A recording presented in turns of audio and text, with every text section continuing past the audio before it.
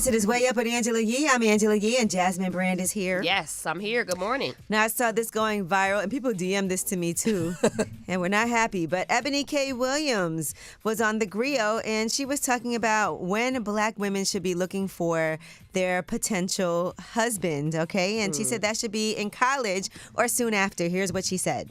As black men age, their desirability increases. Thus, their optionality of women is always expanding.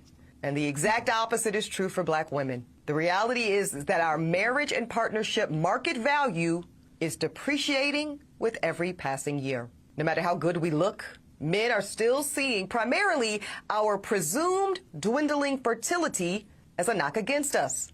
And speaking of fertility, that is another reason that I want younger black women to seek marriage and partnership in college or right after, if that's what they choose. I mean, key words is if that's what they choose. Right. And I think every person is just so different. One of my friends who actually got married right after college DM'd that to me, and she was really angry about it. Getting married right after college sounds like a nightmare to me. It sounds like an awful decision, but it works for some people. There's nobody I went to college with who I would have wanted to marry. I just want to say that first. Like, I wouldn't want to marry myself fresh out of college. Yeah, I was definitely still on the grind. You know what I'm saying? I had done a lot of internships trying to figure out what I wanted to do with my life, trying to find myself. Also trying to enjoy myself a little something and be on my own, making my own money for once, really becoming who I was. Now, I do know people who did get married. Shout out to my friend Valerie and Mark. They got married literally. They were together in high school, got married after college. I think I see them. They come to your thing sometime, right? The guy, you're really cool with the guy, right? Yeah, my godson, Brandon. And so, and it can work. And it can. If you choose. Every person is different. So it's hard to say, but I wouldn't. I do think the first half of what she's saying is pretty accurate in terms with how men, as they get older, they're not looked at the same as women get older. But I don't know about as young as college. No, the first half I agree with. Okay, because I also feel like because she thinks that desirability decreases for black women as we get older. You don't think so? And that our degrees and professional accolades and money that we accumulate doesn't matter. I don't. Oh, wait a minute. She said all that too. Yeah, I don't agree with that. She said our market value is depreciating. It doesn't matter how much of that we have. I don't think that's true. Some men do look at us I think that men who I would be attracted to would find that desirable. Like, she's doing her thing. She's made this money. Together. She's got these houses. She started her own business. That's desirable. Come on, Angela. I would think to a person who I would want to be with. Now, any man who found that not desirable, I would be like... He's probably intimidated. All right.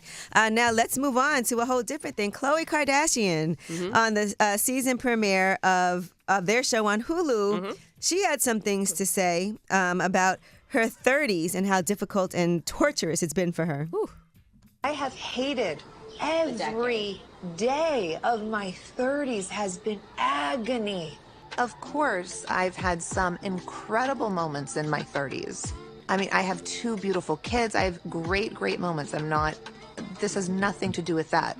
Besides that, though, every other day has been torture. It's just a terrible decade. So guess what? I am pumped. I'm ready. I'm actually I'm only turning 39 this year. So she's looking forward to her 40s. Hey, more power it's to like her. Two different things here. Yeah. But she's also not a black woman, and our desirability would have decreased. Look at you. All right. Now, Young M.A. says that she survived some issues she thought she would die from. She was hospitalized. We've been seeing that she's had some health issues. First of all, Young M.A., I love her. She's from Brooklyn and super talented. But it has been like, okay, Young M.A., and apparently she's gone through some things with her health. And she revealed that back in March. She said she had been hospitalized and treated for several conditions successfully. Yeah. And dealing with various personal health issues as well. But she did say that she's doing much better. And now she just posted a picture. She's sitting inside her car and she said, survive some ish I thought I would die from. Angela, I want to know. I need the details. What's wrong? What happened? How did you make it? I want to know. I'm nosy. I want to know what was the issue.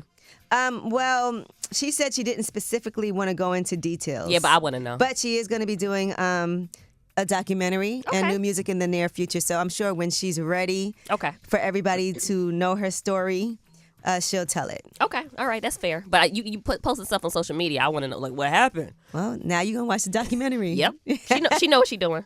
All right, and shout out to Quincy Jones. He's going to be receiving the Peace Through Music Award. Okay. Very well deserved. He's going to get that during the launch event of the U.S. Department of State's newly launched Global Music Diplomacy Initiative. And they'll be showcasing the unifying potential of music in our increasingly interconnected world. And I will say music definitely brings all people together. Yes. When we go to these festivals, I was at the iHeart Festival over the weekend. I was able to see all different age groups, all different ethnicities, all different everybody just jamming out to Public Enemy and Foo Fighters and TLC. And so that is one thing that I think has always been unifying. So, yes. Dope. And food. I would say music and food. You know I love some food. And Love is Blind. No, I'm kidding. All right, well, that is your Yee. When we come back, we have About Last Night. That's where we discuss what we did last night. It's Way Up with Angela Yee.